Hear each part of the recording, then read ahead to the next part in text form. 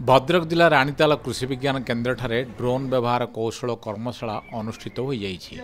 भारतीय कृषि गवेषणा परिषद एवं भुवनेश्वर कृषिजीवी महिला संस्थान मिलित सहयोग में आयोजित यह कर्मशाला ड्रोन द्वारा फसल कीटनाशक सिंचन अणुसार नानो यूरिया आदि सिंचन करा नहीं परामर्श दि जाइथिला।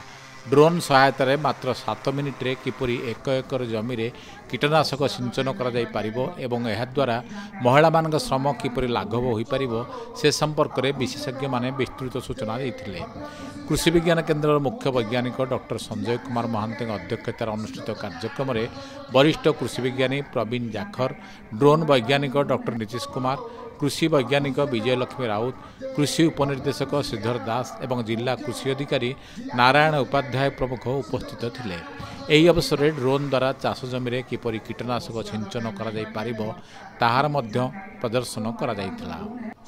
एठिकार आसिकी मु जो ड्रोन टेक्नोलोजी नुआ नुआ टेक्निक जानिया को पाइली तो सेटा मते बहुत भल लागिला। ओटा नुआ टेक्निक विषय आमे जानिलु। ड्रोन उपर केमती आम पेस्टिसाइड फर्टिलाइजर स्प्रे कर आम फसल आम प्रदर्शन करा जाउची। एटा आमर कृषि विज्ञान केन्द्र भद्रक आउ सिवा भुवनेश्वर कोलाबोरेसन करा जाउची।